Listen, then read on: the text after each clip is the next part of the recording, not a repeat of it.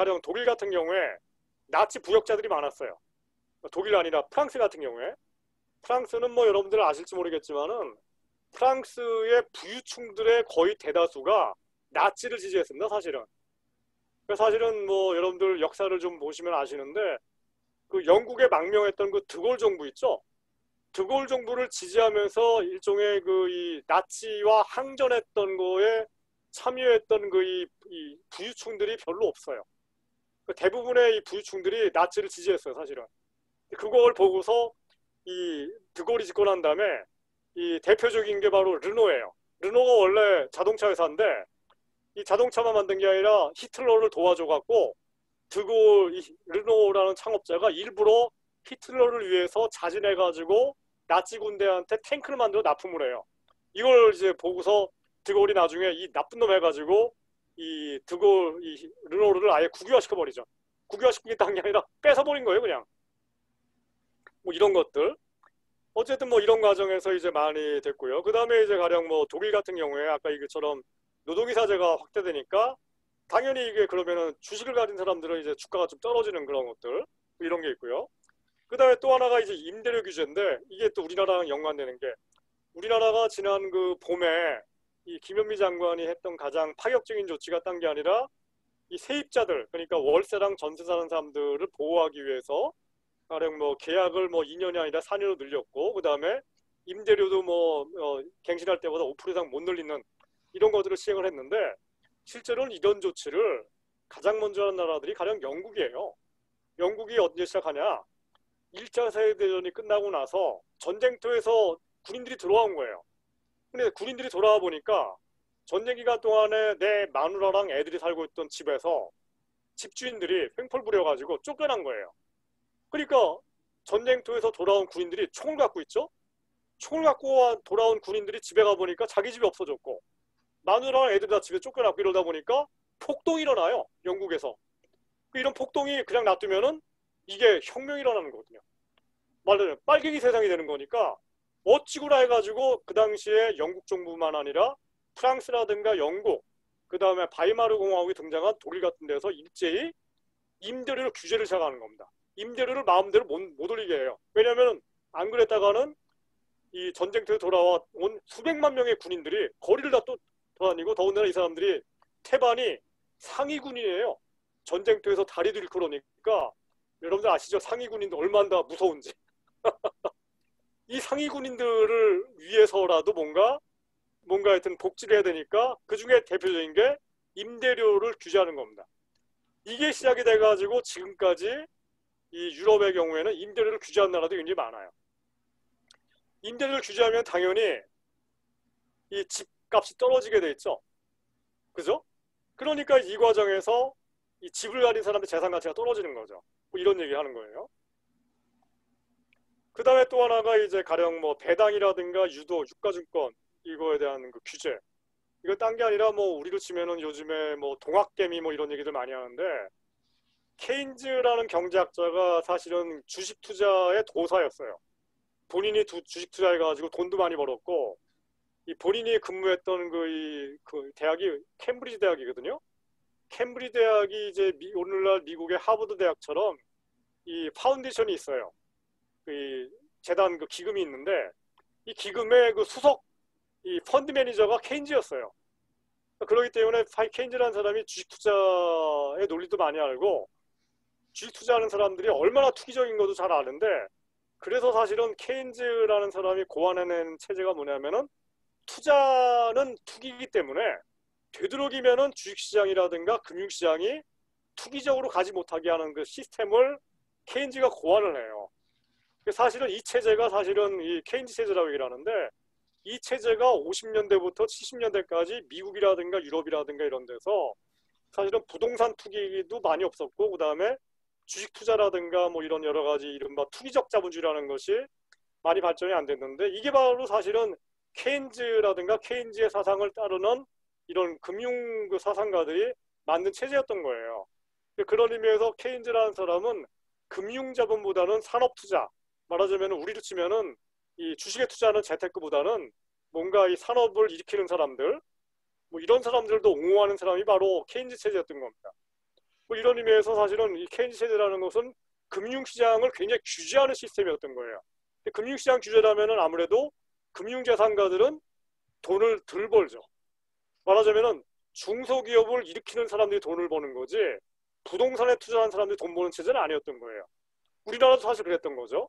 근데 오늘날 우리나라 아니죠. 여러분들 아시는 것처럼 중소기업을 해가지고 돈을 버느니 차라리 부동산 투자하는 게 훨씬 더 편하고 돈도 더 많이 버는 게 된 거죠. 이게 바로 사실은 케인즈가 생각했던 것과는 정반대로 간 겁니다. 사실. 이런 얘기고요.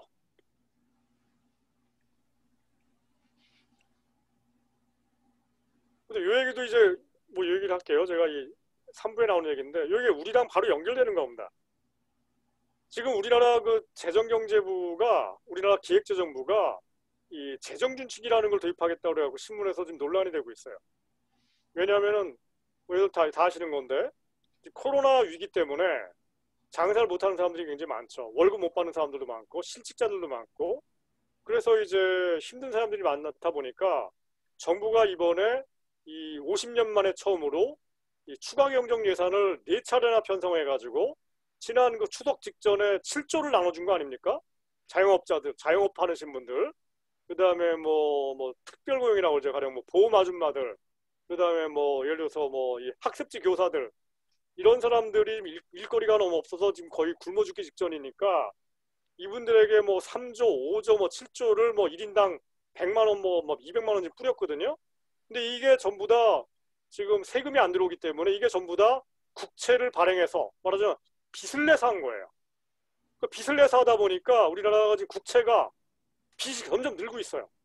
이게 뭐 우리나라가 뭐 문재인 정부 출범하기 전만 하더라도 GDP 대비 뭐 40% 정도였는데 지금 한 45% 정도까지 늘어났거든요.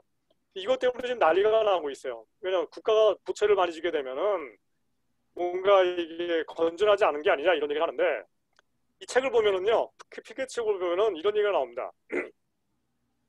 가령 1914년에 100년 전에 영국이나 프랑스라든가 독일의 GDP 대비 국채 비율이 60에서 70%밖에 안 됐고요.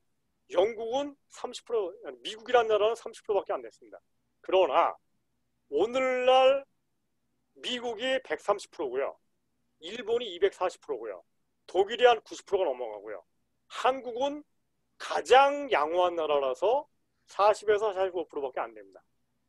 그래서 사실은 오늘날 OECD라든가 월드뱅크라든가 IMF 같은 경우에도 한국은 이 GDP 대비 비율이 굉장히 양호하기 때문에 앞으로 국채를 훨씬 더 많이 발행해도 된다.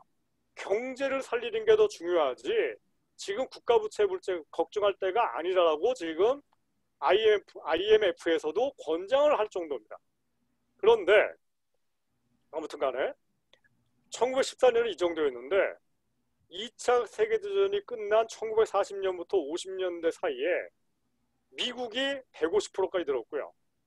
독일이 180%였고요. 영국은 무려 310%까지 갔고요.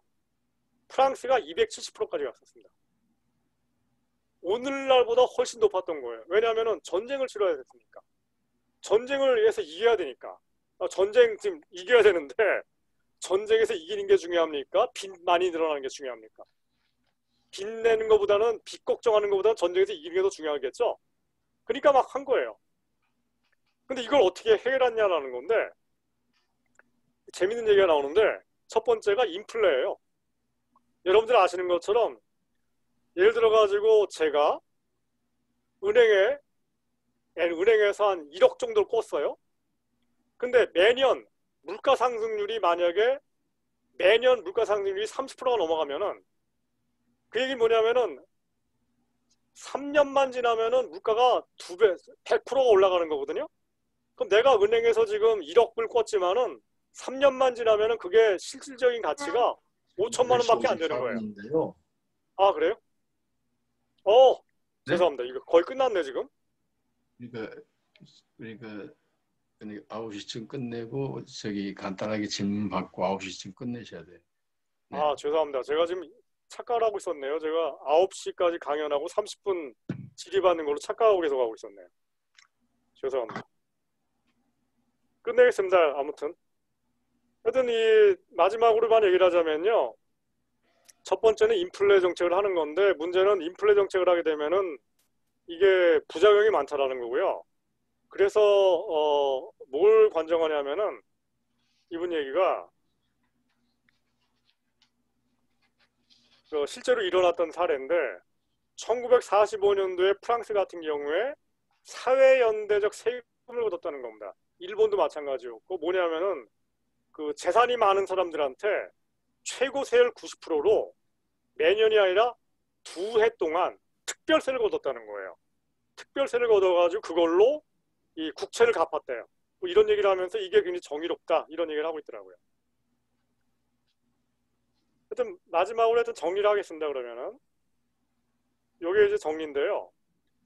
피케티의 대안이 여러 가지가 있는데 여기 중에서 첫 번째, 두 번째, 세 번째, 네 번째는 이미 얘기했고요. 그 다음에 노동이사제도 얘기를 했고 마지막으로 피케티가 강조하는 게 국공립 예산을 증가시켜야 되는 겁니다. 딴 게 아니라 우리나라에도 해당되는 건데 우리나라 같은 경우에 지금 이 대학에 들어가는 그 정부 예산이 굉장히 적어요. 그리고 그 적은 예산 중에서 상당 부분이 서울대학교에 집중되고요. 그러다 보니까 지방에 있는 국공립대학들, 가령 부산대라든가 전남대라든가 이런 데 가는 국가 예산이 적고 그러다 보니까 부산대라든가 전남대 같은 이 대학의 위상이 30년 전보다 훨씬 더 떨어져 있습니다. 근데 그것과 비슷한 현상이 프랑스에도 마찬가지인데 프랑스의 국립대학이 두 가지가 있거든요. 일반적인 국립대학이 있고 또 하나가 이제 폴리테크닉이라든가 뭐 폴리에콜 뭐 이런 대학이 있는데 이 중에서 일반적인 국립대학에 들어가는 예산이 줄고 있다는 거예요. 이런 얘기를 하면서 피케티가 얘기하는 게 뭐냐면은 지금 그 30년째 GDP의 6% 정도로 지금 묶여 있는데 이거를 앞으로 늘려야 된다라는 게 피케티의 대안인데 우리나라 경우에도 저는 이게 해당되는 거라고 생각합니다. 그러면서 이제 또 하나 마지막으로 피케티가 얘기를 하는 게 뭐냐면은 지금 우리나라에도 해당되는데 전 세계 경제가 지금 안 좋지만은 그 중에서 제일 안 좋은 게 유럽이거든요. 지금 유럽이 안 좋은 가장 큰 이유가 뭐냐면은 유럽이라는 나라가 유로화라는 이 통화를 쓰고 있는데 유럽이 공동 그 조세가 없어요. 그러다 보니까 유럽 공동의 복지국가 플랜이 없어요. 그러다 보니까 유럽이라는 것이 발전할수록 그러니까 말하자면 유럽연합이라는 게 발전할수록 복지국가는 와해되게 돼 있고 복지국가가 와해되다 보니까 복지국가의 혜택을 받았던 서민들이 반유럽이 돼버려요. 반유럽이 되는 게 뭐냐? 유럽을 반대하는 시스템이 정치운동이 기승을 부리는 건데 오늘날 유럽에서 반유럽 주의자들이 누구냐 하면은 바로 네오나치들이에요. 독일의 네오나치가 있고요. 그 다음에 영국의 브렉시트를 찬성했던 그 정당들, 그다음에 프랑스의 국민전선 이런 데가 바로 네오나치 정당들인데 이 저는 피케티 책에서 굉장히 주목할 만한 이런 얘기인데 범유럽 복지국가를 향해서 나가지 않는 이상 유럽은 깨져나갈 거고 깨져나가는 과정에서 네오나치가 집권할 거고 그 얘기 뭐냐면은 미국의 트럼프와 같은 자가 독일이라든가 프랑스 같은 데서도 집권할 가능성이 굉장히 높고 그렇게 되면은 세계 전체가 우리가 알고 있는 세계가 아니라 굉장히 불행한 세계죠. 그러면은 히틀러 정도는 아니더라도 굉장히 뭔가 전쟁이 터져나가고 인종주의, 그 다음에 나치 이런 애들 집권해가는 그런 세상이 나타나는 거니까 이런 얘기를 하면서 마지막 결론을 내리고 있습니다. 이게 마지막